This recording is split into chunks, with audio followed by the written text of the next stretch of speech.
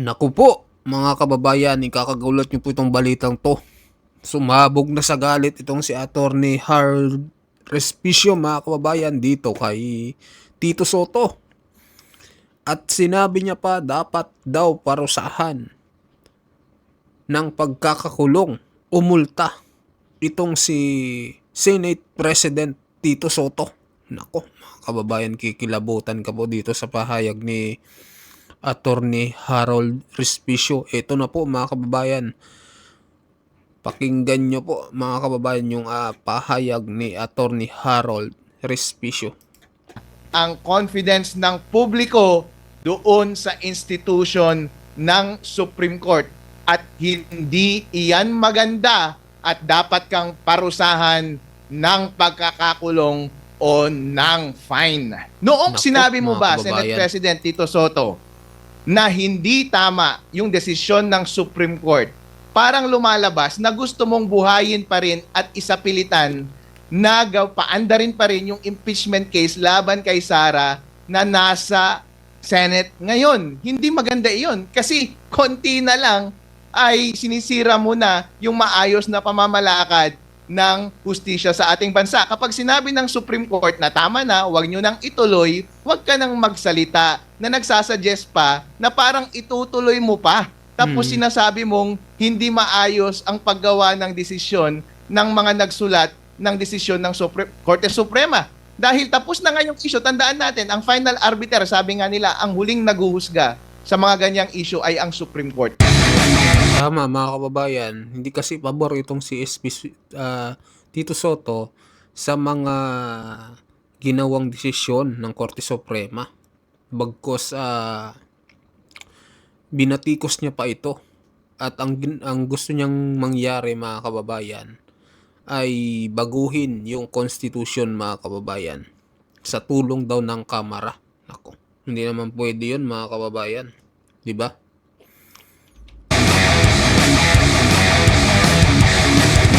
Attorney, hanggang saan ba yung limitasyon ng isang public official at siguro pati na rin yung pribadong citizen sa pagkokomento kaugnay sa nagiging desisyon po ng Korte Suprema? Alright, tingnan na lang natin yung jurisprudence. At walang iba kundi yung lolo ni Senate President Tito Soto. Ano ang sinabi niya doon? Sabi niya, yung mga nasa Supreme Court ay evil at incompetent at itong mga taong ito ay dapat ng palitan. Meron bang sinabi si Senate President Vicente Soto III ngayon na katulad noon? Meron. Sinabi niya, mag-charter change na lang tayo para ilagay natin sa tamang pwesto ang Supreme Court. At sinasuggest niya na mapalitan na yung mga nakaupo doon sa Supreme Court. Ibig sabihin, gusto niyang matanggal yung checks and balances doon sa Supreme Court na kumokontrol sa pang-aabuso na ginagawa ng Senate. Senate President Tito Soto, may balak ka bang buhayin yung sinabi ng void na impeachment case laban kay Sara na nasa Senate ngayon? Pero basic po yan, karapatan po ng bawat mamamayan, kasama na ang mga senador at mga public servant na magsalita at magbigay ng fair comment sa kahit na anong bagay na pinag-uusapang pampubliko. Kaso nga lang, kapag ini-intimidate mo na yung Supreme Court, kapag binubuli mo na yung Supreme Court, sinasabi mo na dapat nang palitan yung mga tao dyan dahil incompetent sila at evil at sinasuggest mo na dapat matanggal yung fundamental function nila sa Constitution na bantayan ang inyong pang-aabuso, ibig sabihin, ina-undermine mo na ang confidence ng publiko doon sa institution ng Supreme Court at hindi iyan maganda at dapat kang parusahan ng pagkakakulong o ng fine. Naku. Opo, attorney, sa pagkakaalam nyo po, maliban po dito sa lolo ng Senate President, parami na po ang napatawan ng indirect contempt dahil sa ganito, yung pagbibigay ng komento, hindi pagsasang-ayon sa naging desisyon ng Korte Suprema? Tama. Parang ano yan isipin ninyo, halimbawa, kapag sinabi ninyo na wag mong sundin yung utos ng korte, yun, ginugulo mo yung proseso ng hustisya. Ang essence ng indirect contempt ay hindi mo sinusunod ang maayos na pamamalakad ng pag-dispense ng hustisya. Halimbawa, kung may utos, halimbawa sa isang violence against women na case, nalayuan mo yung girlfriend mo, lapit ka ng lapit, ini-stalk mo pa rin, tapos hinaharas mo pa rin, tapos sabi ng kaibigan mo, "Hoy, wag mong sundin yan." Tapos sinasabi niya sa mga pulis, habang hinuhuli siya ng mga pulis, "Wag mong sundin yan dahil mali yung judge dyan, pinipigilan niya." Parang yun din kasi ang sinasabi ni Senate President Tito Soto ngayon eh.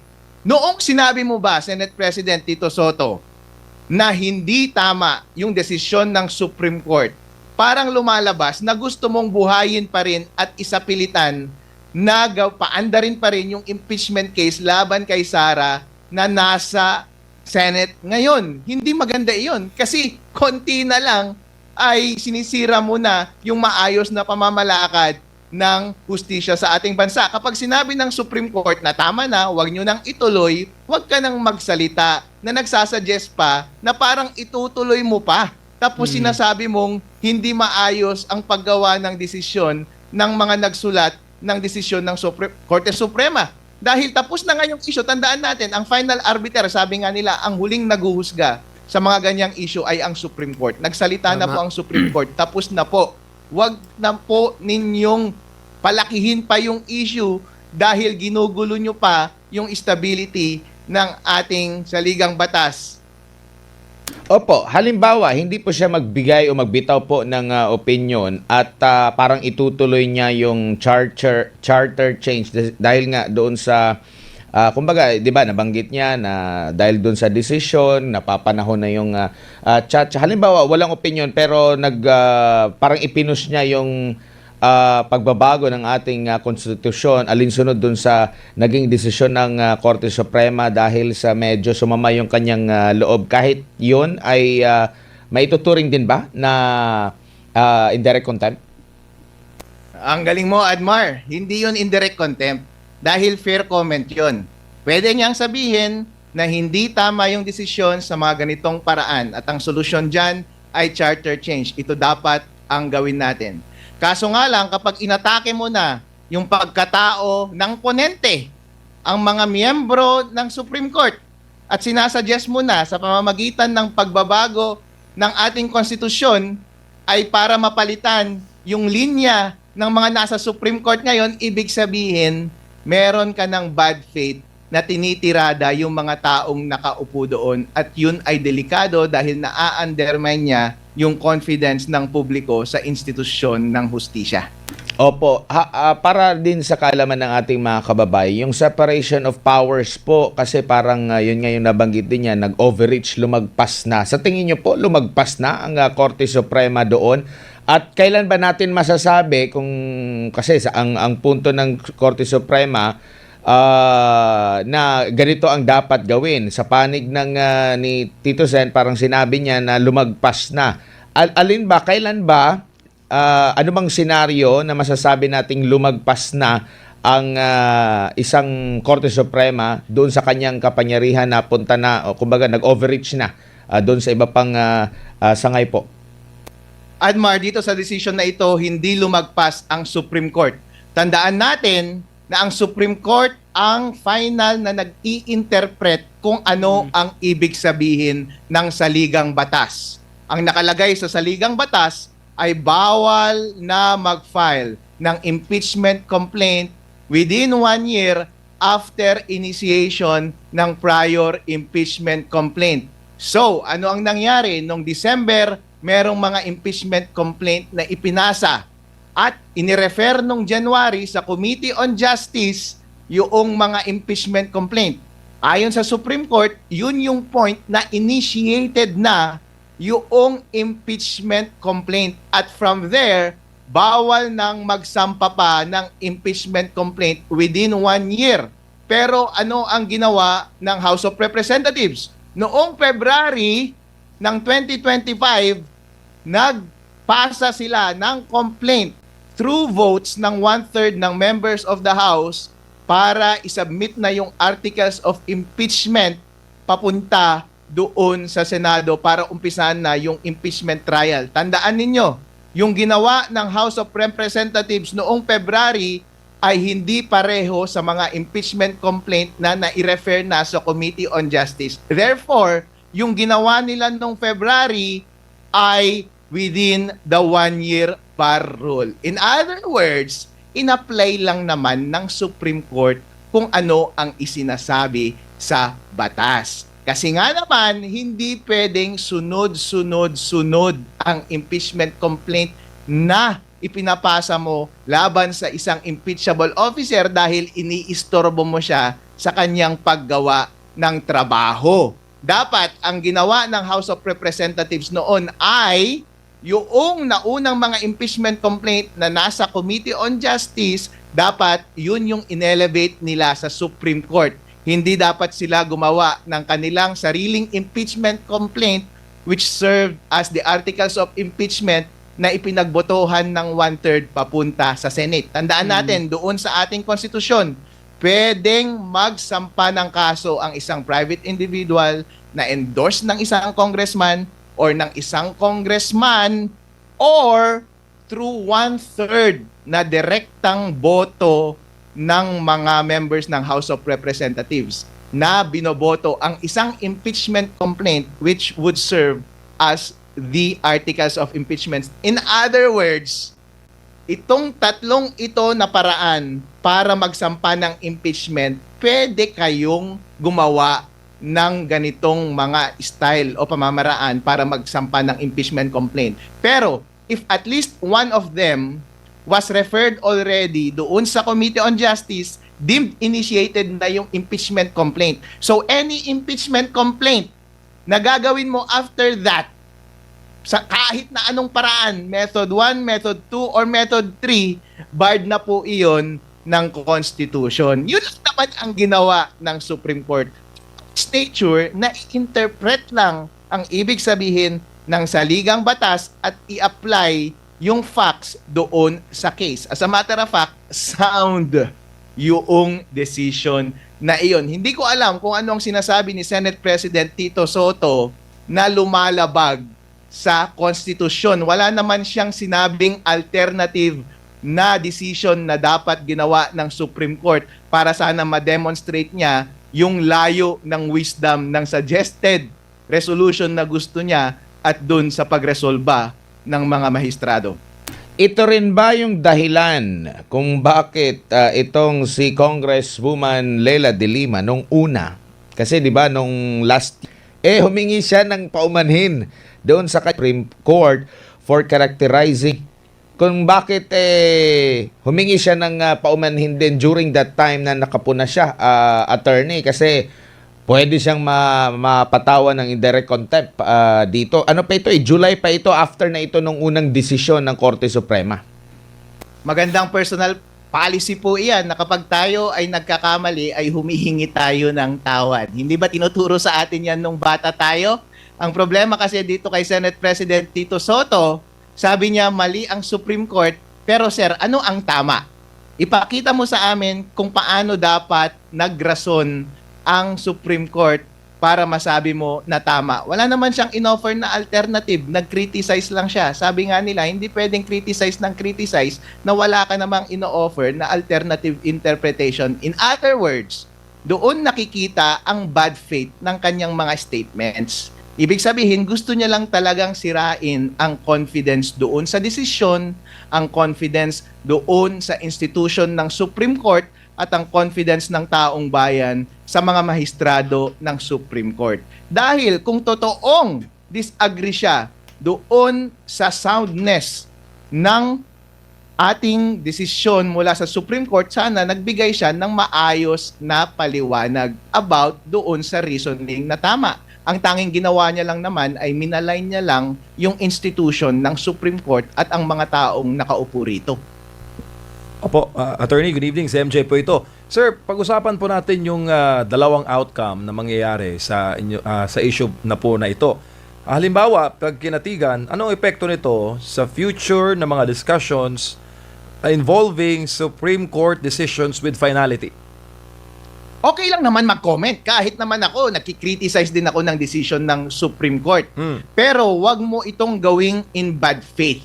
Na ang primary purpose mo ay i-defeat yung trust ng taong bayan sa confidence sa institusyon ng Supreme Court. Tandaan po natin, kaya po maayos ang ating lipunan dahil po lineout ng maayos ng ating saligang batas ang dynamics ng ating Supreme Court, ng ating legislatura at ang ating executive na maayos ang checks and balances nila sa bawat isa. Kaya hindi pwede na ang isa sa kanila ay nakikipag-away sa kanilang co-equal body. Tandaan po ninyo, malaki po ang relevance ng sinabi ng isang Senate President dahil hindi lamang yan ordinaryong tao, ha? Kapag ordinaryong tao, siguro pwede pang palagpasin. Pero kapag head na mismo ng Congress ang nagkikriticize sa kanyang co-equal body, pinapakita mo po sa taong bayan na hindi po stable ang ating lipunan, hindi po stable ang mga nakaupo sa gobyerno at nagprepresenta ka po ng krisis sa ating konstitusyon at hindi po yan maganda dahil para i-advance mo ang iyong sariling department ay hinihila mo pababa ang iyong co-equal department. Kayong tatlong department, kayo ang foundation ng maayos na civil society dito sa Pilipinas. Tapos sisirain mo ang isa para lamang tumuwid at i-advance kung anumang political agenda ng isang leg ng ating demokrasya. Babagsak po ang buong Pilipinas kapag ganyan. Kaya napakahalaga po na kontrolin yung mga ganitong klaseng pananalita, especially kapag mabigat ang consequence ng pananalitang ganyan, lalo na ang nagsasalita ay kasing bigat ng mga kinikriticize niya. Halimbawa, sir, pag walang aksyon o hindi katigan, ang lalabas, pwedeng basta na lang ganunin ang mga bumubuo sa Supreme Court, parang ganon, na anybody can talk about in that way? Sir. Maganda po na nag-file tayo ng formal petition sa Supreme Court para makapag-comment ang Supreme Court sa bagay na ito. Sa tatlong branches ng ating government, ang judiciary lang ang nagme-maintain ng maayos na ugali. Yung legislature at executive at mga commentators sa public ay nagbuburdagulan na, pero yung hudikatura hindi pa rin nagsasalita yan para lang ma-preserve yung kanilang dignidad. Pero po, kapag nagsampa tayo ng petisyon na katulad nito, magkakaroon sila ng pagkakataon na idepensa nila ang kanilang sarili. At dun sa kanilang panunulat, maa-assess na nila yung quality and repercussions ng mga pahayag ni Senate President Tito Soto. Halimbawa, marami pong case na indirect contempt na dismissed. Yung parusang fine at yung parusang imprisonment. Pero at any rate, marami pong mga paggalit na ginawa doon sa mga desisyon na yon sa pamamagitan ng discussion ng Supreme Court. Halimbawa, sasabihin ng Supreme Court, i-dismiss tong petition na ito dahil sa freedom of speech ng speaker. Pero in any event, mabigat naming pinagsasabihan yung nagsabi nito na wag mo nang uulitin at hindi maganda yung ganyan mong sinasabi dahil kanyang ina-undermine yung confidence ng public sa institusyon ng Supreme Court. At least nagkaroon ng pagkakataon ang ating judiciary na idepensa nila ang sarili nila. Otherwise, ibubuli na lamang sila ng pinakamataas na nakaupo sa legislative department at hindi po yun ang dapat na mangyari. Tandaan natin, kaya naparusahan yung lolo ni Tito Soto noong 1949 ay dahil senador rin siya noon. At sinabi ng Supreme Court na ini-intimidate niya yung Supreme Court at yung mga members ng Supreme Court at binubuli sila. At yun ang ginagawa ni Tito Soto ngayon. Bilang Senate President, ginagamit niya ang kanyang posisyon para ma-intimidate ang mga miyembro ng co-equal department ng legislature na ang namumuno ay yung speaker mismo na si Senate President Tito Soto. Hindi po yan, delikado po yan, masyadong masakit, mabigat, masyado ang sinabi mo, sir. Paano na Ayan mga kababayan, ano masasabi nyo dito no sa pahayag po ni Attorney Harold Respicio? Dito nga po sa sinabi niya na dapat daw parusahan at ng pagkakulong umulta itong si SP Tito Soto mga kababayan. So mag-comment kayo, pabor ba kayo dito sa pahayag po ni Attorney Harold Respicio? So ano po yung komento nyo, mag-like at mag-share kayo mga kababayan. At sa mga bagong pasok dyan, pa-subscribe din po ng ating channel. Hanggang dito na lang po mga kababayan. Maraming salamat po sa inyong lahat.